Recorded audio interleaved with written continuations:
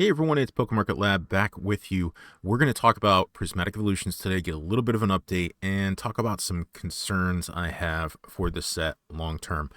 So buckle in, and with that, let's get into it.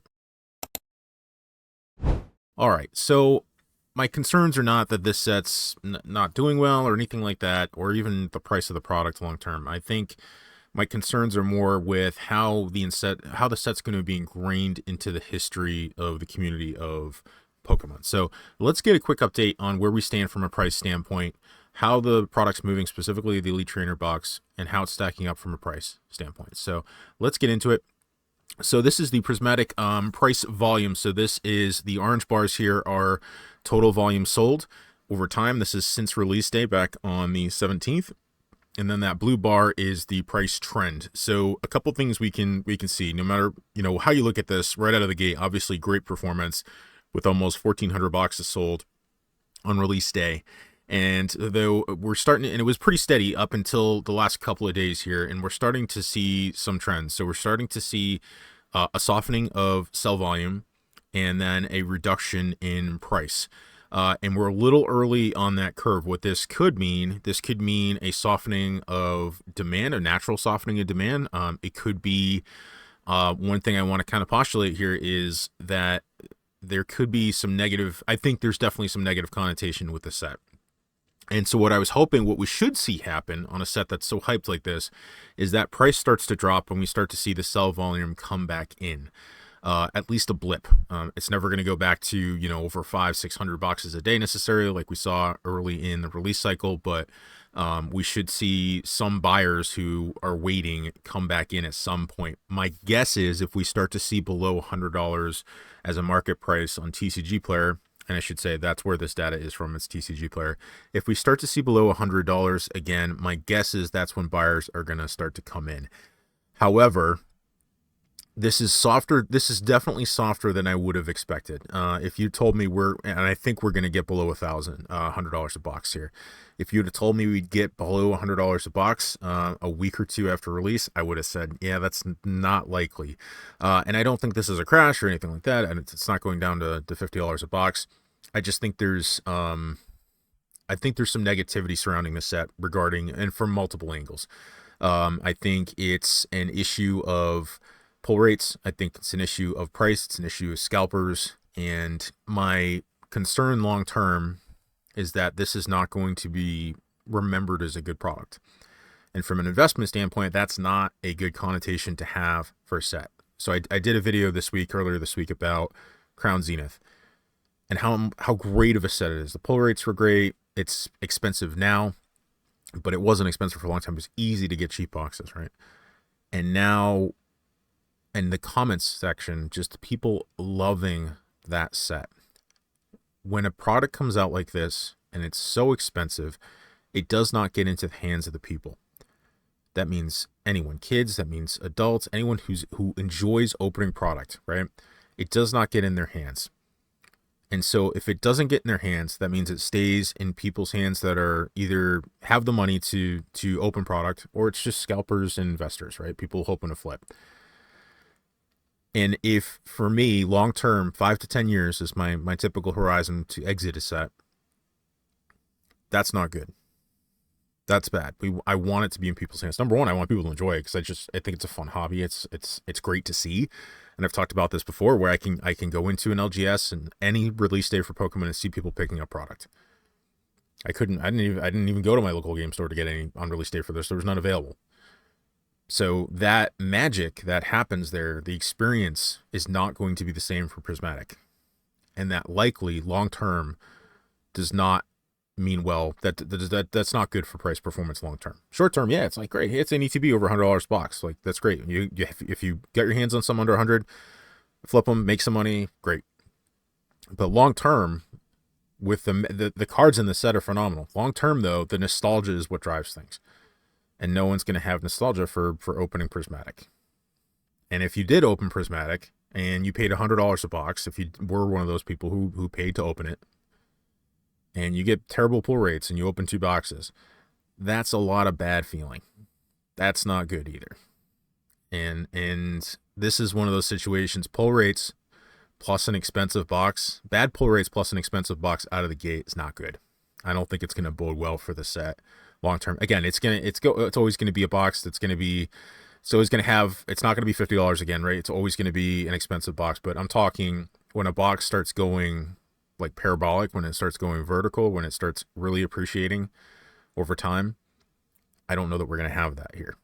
I don't know that anyone's 10 years from now, anyone, you know, a kid who's a teenager again that would open a box of Prismatic or something else in 10 years is going to be like, hey, let me go, you know, that box I opened 10 years ago that sucked. I got screwed on pull rates and it was $100 a box. Let me go buy that $500 box now or whatever it's going to be in 10 years and open it again. You're not going to have that. You'll have that Crown Zenith. You'll absolutely. I already have nostalgia for opening Crown Zenith with my kids and remembering that experience. That is important. That's especially important when we're dealing with IP. And I think that's my concern with this product long term. So now let's get a quick market update from TCG Player here and get some real-time info. All right, now we are looking at TCG Player. This video is being recorded on Thursday the 30th here. And again, just, you know, the chart, the 30-day chart in TCG Player is kind of showing what I'm talking about. We went from a $150 price point here right before release, peak hype, and now we're down to $106. And we're seeing a lot more volume, a lot more availability on TCG Player. So a current quantity listed on TCG Player. So that's a total of all available boxes to buy. Got as low as about 1,000. Now we're seeing it up to the 2,600 mark here. And so there's plenty of availability here. The demand, as you saw in the chart I posted earlier, and you can see here, the sell volume starting to drop off. That is a demand side problem, right? And typically what would happen on a hype set is this price would start to come down and that demand would start to increase. You had people who are waiting and saying, I'm not paying $150 for an ETB. I'm going to wait for the price to come down. And so we're not seeing that here. We're not seeing a bump up in purchasing. We may, we're not looking at months of data here. This is still early, and almost every set that's ever released, see some kind of price depreciation post-release, both in the sealed and the singles, right? What's happening a lot, I think, that here is, and this is just anecdotal data, just looking at Facebook, the amount of people who are scalping on Facebook, who are scalping from retail environments, retail stores, and bringing that product to Facebook. Some of them, they're taking pictures in their cars before they even leave the parking lot and selling boxes. It is a lot. It's a lot. Sometimes it's a few boxes. I've seen case after case after case of product that are being scalped from stores. And what I think we're seeing on TCG Player is we're seeing a lot of that retail product trying to get sold on TCG Player. That's why you're seeing this available current quantity listed jump up quite a bit from about 1,000 to now over 2,500. And again, there's a lot of supply coming to the market and the demand's waning. So what's going to happen? The knockdown effect of that is always price, right? So I think we're going to still see depreciation price. I think we're going to crash through that $100 mark, which again, I would not have guessed. I think there's a lot more product. I think there was a lot of product in retail. I've seen a lot of updates on Facebook groups of pictures of different stores and Target, Walmart, whatever, with lots of ETBs, lots and lots and lots of ETBs. So I think the product's out there. I think the retail stores got a good chunk of the allocation of this product. And again, a lot of it's coming to TCG Player. I think we're going to see prices start to erode. I don't want to make a guess as to where it's going to go. I don't think it's going all the way down to 50, but I think when we crash through that psychological $100 barrier, that might bring people back into the market. And remember, we're talking about a product that's already going to get a reprint. This will get ETB reprints. This is not going to be a situation like 151 where they don't reprint the ETBs again or anything like that. The demand signal from the market to Pokemon Company before release was that there's a problem here. Okay, so I highly doubt they're just going to do booster bundles or both, binder collections or anything like that. They're going to reprint ETBs. And so we know we have more coming to market. So there's people that are going to wait from that. And if we crash below that 100 and we know we have ETBs coming from what I would guess is going to be a pretty significant reprint, I don't know what's going to happen. We need more buyers. And we don't have them yet. So I'm guessing that's the case, is there's just so many people waiting, and when they're waiting for that product, to them, they're voting and saying, this product's not worth $150 a pop. It's not. And the pull rates aren't great. It's not a good opening experience. I've opened a few. I opened a couple on camera. I opened a few off. I got one $50 SIR, which is like, hey, if you were open Crown Zenith and you get a 50, when it was $50 box and you get a $50 SIR, it's like, this is a great opening experience, right? And Crown Zenith was. But the hits in here are so hard and the boxes are so expensive that it makes for a bad experience. And so it's going to be interesting. We're going to keep tracking the data in the next couple of weeks here, but it's going to be interesting to see. It is going to go below 100, I think.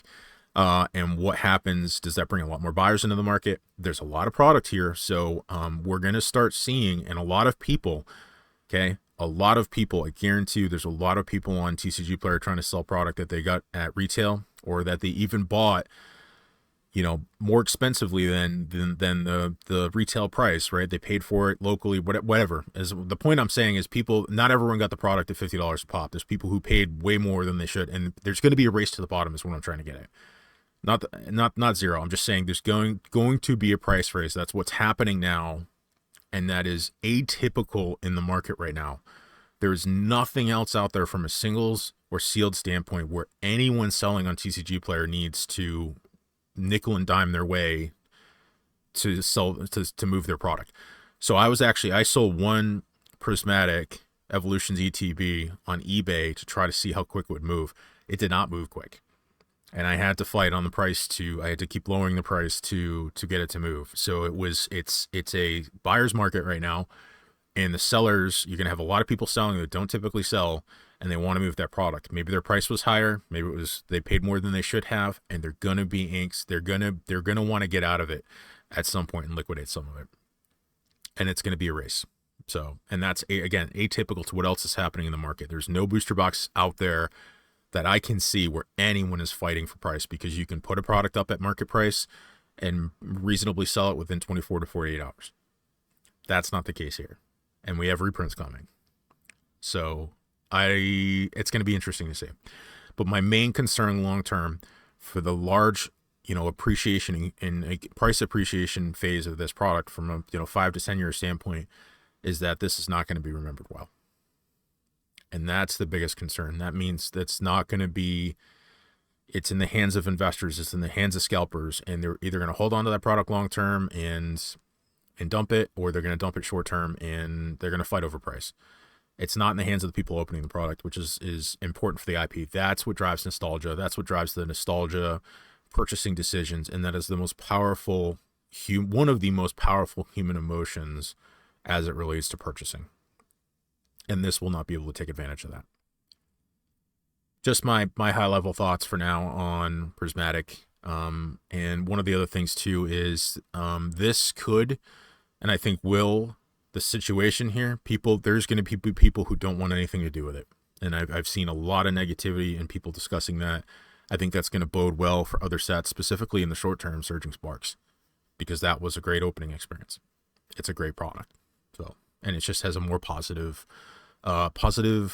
connotation to it. So let me know what you think in the comments below. Like, comment, subscribe if you think we're doing a good job over here. That's it for this one. PokeMarketLab out.